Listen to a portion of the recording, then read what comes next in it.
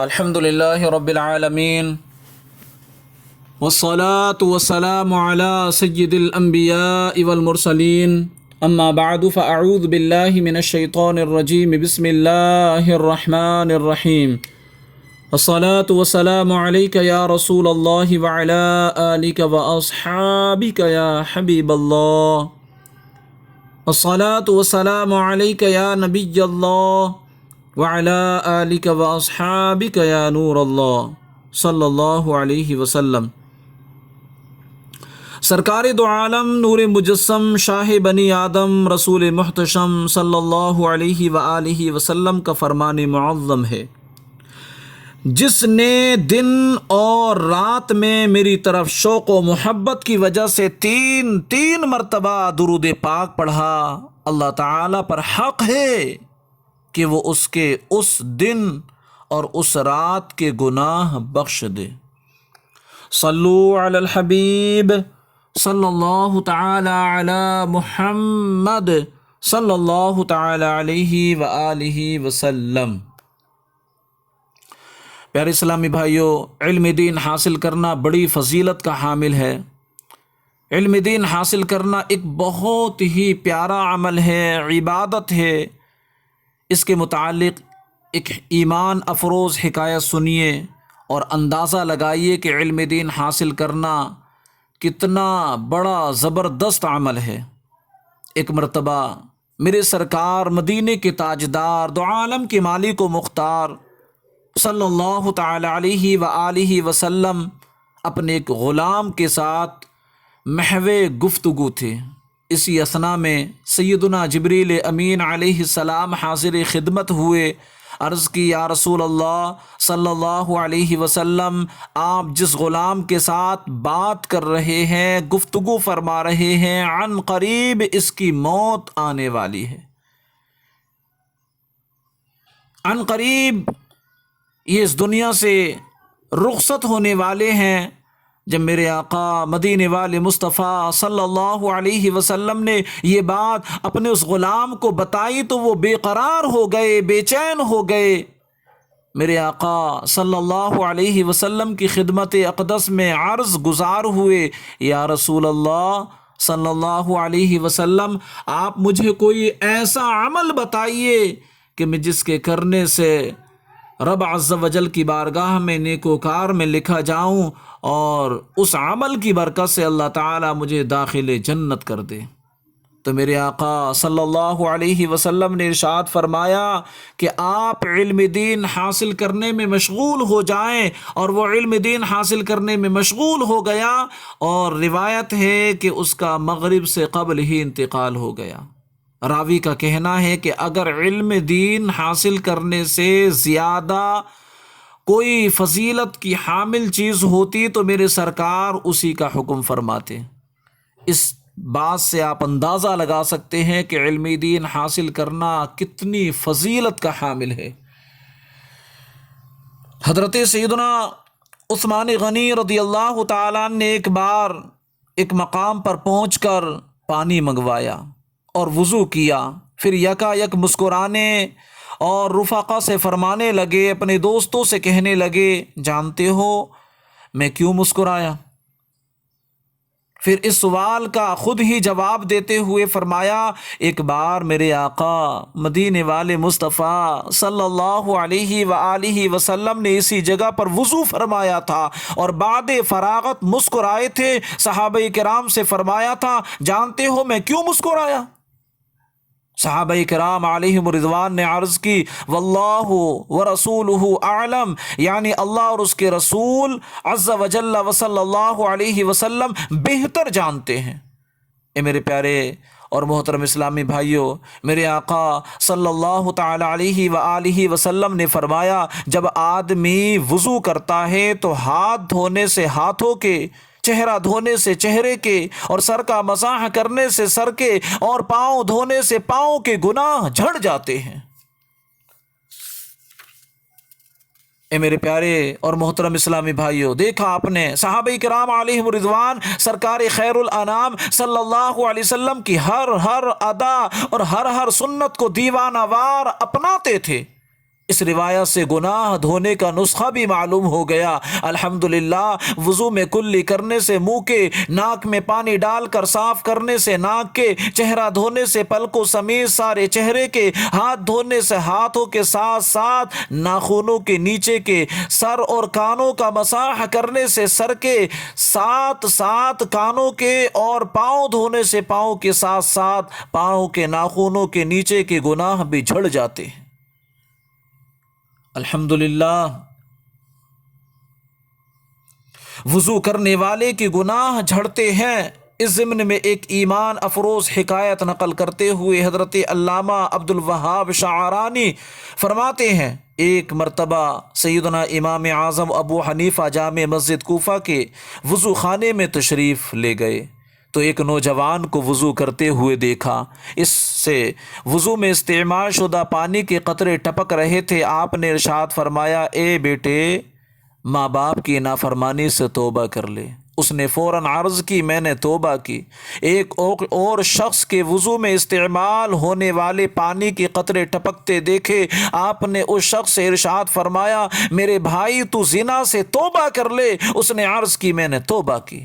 ایک اور شخص کے وضو کے قطرات ٹپکتے دیکھے تو اسے فرمایا، شراب نوشی اور گانے باجے سے توبہ کر لے۔ اس نے عرض کی، میں نے توبہ کی۔ سیدنا امام اعظم ابو حنیفہ رحمۃ اللہ تعالی علیہ پرکشف کے باعث چونکہ لوگوں کے عیوب ظاہر ان پر ہو جاتے تھے، آپ نے بارگاہ خداوندی میں اس کشف کے ختم ہو جانے کی دعا فرمائی۔ اللہ عز و جل نے دعا قبول فرما لی، جس سے آپ کو وضو کرنے والوں کی گناہ جھڑتے نظر آنا بند ہو گئے۔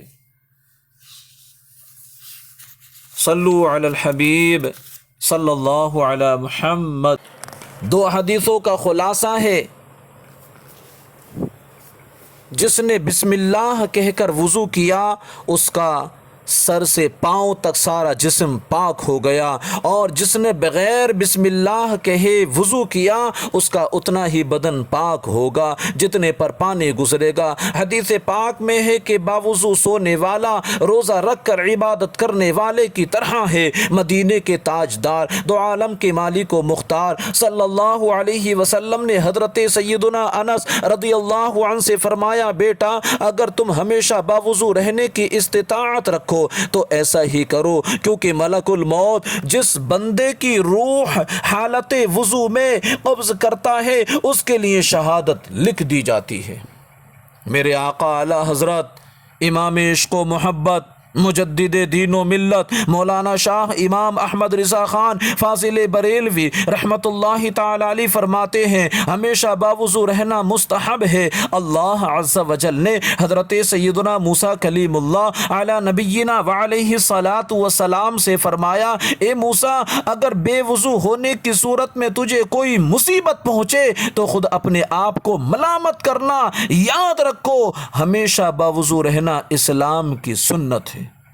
میرے آقا اعلی حضرت امام اہل سنت امام احمد رضا خان رحمت اللہ تعالی علیہ فرماتے ہیں، بعض عارفین رحمہم اللہ المبین نے فرمایا، جو ہمیشہ باوضو رہے گا اللہ عز و جل اس کو 7 فضیلتوں سے مشرف فرمائے گا۔ ملائکہ اس کی صحبت میں رہنا پسند کریں گے، قلم اس کی نیکیاں لکھتا رہے گا، اس کے اعضاء تسبیح بیان کرتے رہیں گے، اس سے تکبیر اولیٰ کبھی فوت نہ ہوگی۔ جب سوئے گا تو اللہ عز و جل کچھ فرشتے اس کے جن و انس کے شر سے اس کی حفاظت کے لیے مقرر فرما دے گا۔ سکرات موت اس پر آسان ہوگی، اور جب تک باوضو ہو امان الہی میں رہے گا۔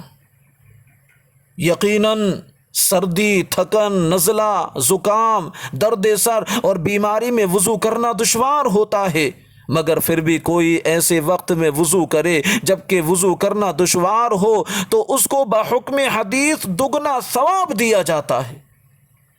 وضو کرتے وقت کعبۃ اللہ شریف کی طرف منہ کر کے اونچی جگہ بیٹھنا مستحب ہے۔ وضو کے لیے نیت کرنا سنت ہے۔ نیت دل کے ارادے کو کہتے ہیں، دل میں نیت ہوتے ہوئے زبان سے بھی کہہ لینا افضل ہے، لہٰذا زبان سے اس طرح نیت کیجئے کہ میں حکم الہی عز و جل بجا لانے اور پاکی حاصل کرنے کے لیے وضو کر رہا ہوں۔ بسم اللہ کہہ لیجئے، یہ بھی سنت ہے، بلکہ بسم اللہ والحمد للہ کہہ لیجئے کہ جب تک باوضو رہیں گے فرشتے ہمارے نامہ اعمال میں نیکیاں لکھتے رہیں گے۔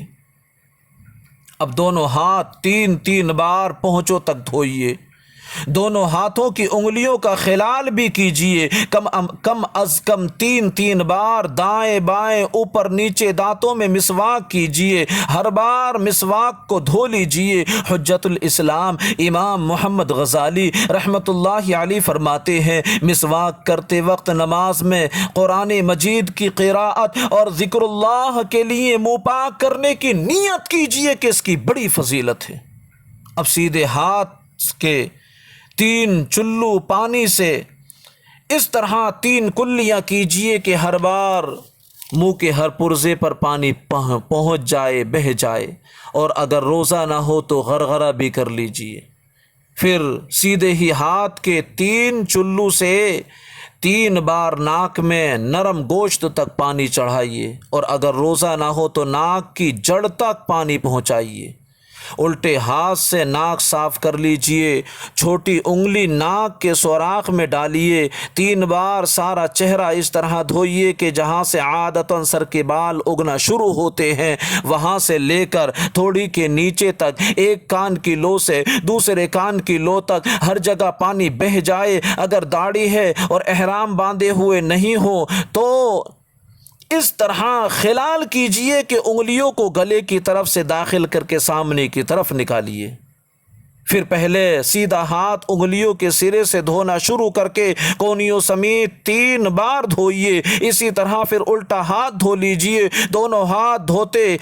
دونوں ہاتھ آدھے بازو تاکہ دھونا مستحب ہے۔ اکثر لوگ چلو میں پانی لے کر پہنچے سے 3 بار چھوڑ دیتے ہیں کہ کوہنی تک بہتا چلا جاتا ہے۔ اس طرح کرنے سے کوہنی اور کلائی کی کروٹوں پر پانی نہ پہنچنے کا اندیشہ ہے، لہٰذا بیان کردہ طریقے پر ہاتھ دھوئیے۔ اب چلو بھر کر کوہنی تک پانی بہانے کی حاجت نہیں، بلکہ بغیر اجازت صحیحہ ایسا کرنا یہ پانی کا اسراف ہے۔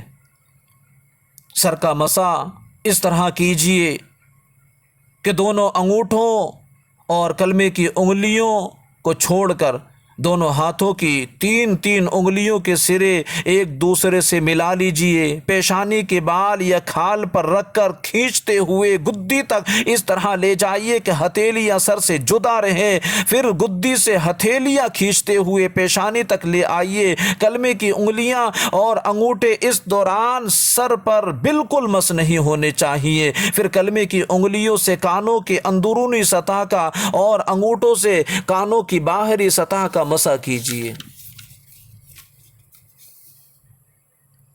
بعض لوگ گلے کا اور دھلے ہوئے ہاتھوں کی کونیوں اور کلائیوں کا مسح کرتے ہیں، یہ سنت نہیں ہے۔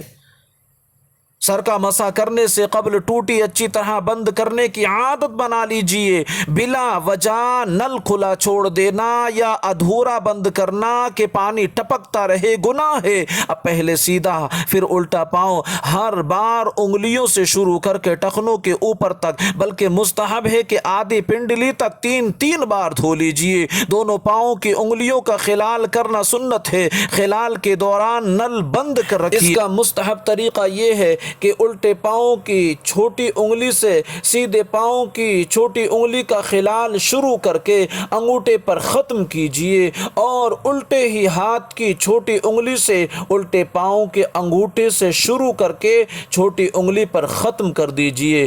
حجت الاسلام امام محمد غزالی رحمۃ اللہ تعالی علیہ فرماتے ہیں، ہر عضو دھوتے وقت یہ امید کرتا رہے کہ میرے اس عضو کے گناہ نکل رہے ہیں۔ وضو کے بعد یہ دعا بھی پڑھ لیں، اللہم اجعلنی من التوابین وجعلنی من المتطہرین۔ اے اللہ عز و جل مجھے کثرت سے توبہ کرنے والوں میں بنا دے اور مجھے پاکیزہ رہنے والوں میں شامل فرما دے۔ حدیث پاک میں ہے جس نے اچھی طرح وضو کیا، کلمہ شہادت پڑھا، اس کے لیے جنت کے 8 دروازے کھول دیے جاتے ہیں، جس سے چاہے اندر داخل ہو جائے۔ وضو کے بعد سورہ قدر پڑھنے کی فضیلت حدیث پاک میں ہے، نبی پاک صلی اللہ علیہ وآلہ وسلم فرماتے ہیں جو وضو کے بعد 1 مرتبہ سورہ قدر پڑھے تو وہ صدیقین میں سے ہے، اور جو 2 مرتبہ پڑھے وہ شہداء میں شمار کیا جائے، اور جو 3 مرتبہ پڑھے گا اللہ عز و جل میدان محشر میں سے اپنے انبیاء کے ساتھ رکھے گا۔